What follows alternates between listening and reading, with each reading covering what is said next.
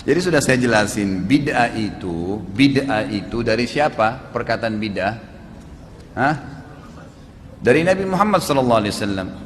Bukan dari lidahnya dai-dai, bukan. Saya dan teman-teman dai ini hanya menyampaikan hadis Nabi. Kan Nabi bilang, hadis yang terkenal hadis irbat dalam hadis sahih, alaikum bisunnati wa sunnah khulafa'ur rasyidin mahdina min ba'di addu 'alaiha bin nawajid, gitu kan? Berpegang teguhlah pada sunnahku, semua tuntunanku, kata Nabi, dan tuntunan para khulafa'ur rasyidin Abu Bakar, Umar, Uthman dan Ali, dan berpegang teguhlah pada sunnah-sunnah itu walaupun dengan harus gigi geraham kalian. Karena Nabi tahu nanti pada akhir zaman ini akan berat orang pegang sunnah Nabi, gitu kan? Akan dicela, akan dihina dan seterusnya. Kemudian beliau mengatakan wa iyyakum wa muhdatsatil umur, dan hati-hati kalian dengan perbuatan-perbuatan yang baru dalam ibadah. Ya, muhdatsat ini begini, perbuatan ibadah yang tidak punya tuntunan wahyu, itu muhdatsat. Hati-hati kalian dengan perbuatan yang kalian anggap ibadah padahal bukan ibadah karena nggak ada tuntunan wahyunya, gitu kan?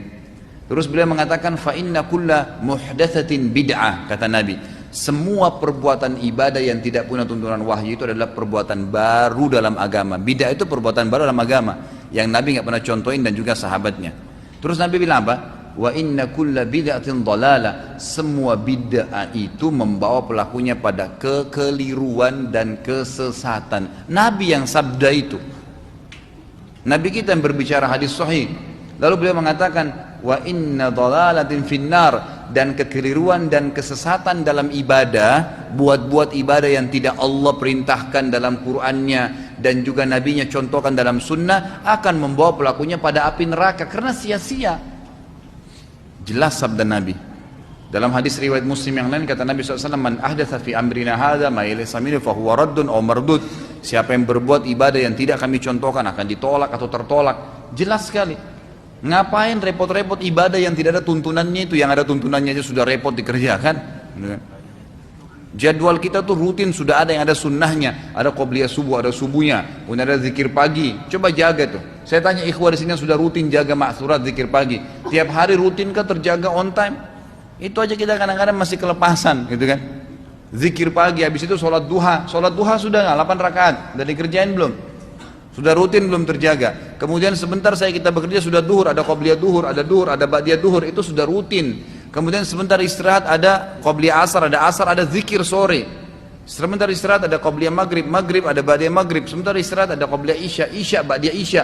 Sebentar istirahat ada tahajud. Ini baru yang rutin. Belum tilawah Al-Qur'annya, belum bersedekahnya, belum juga orang sakit, belum bakti dengan orang tua, belum silaturahim, belum banyak. Itu semua ada perintahnya, kenapa nggak dikerjain?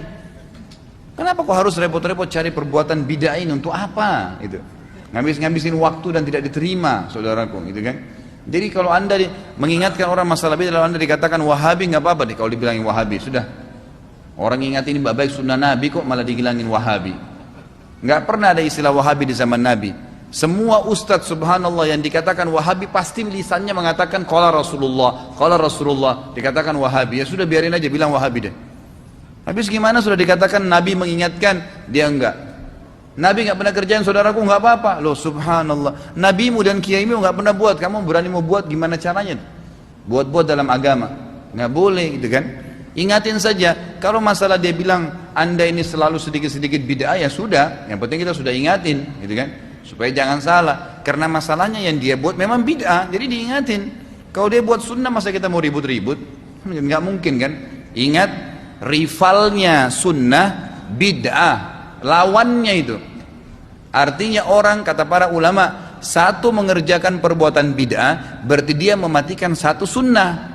Kalau orang mengerjakan satu sunnah, dia sedang mematikan satu bid'ah. Udah nggak usah repotin diri dengan bid'ah nih, sunnah aja banyak belum dikerjain. Jauhin aja gitu kan. Tugas kita menyampaikan, Allahu a'lam.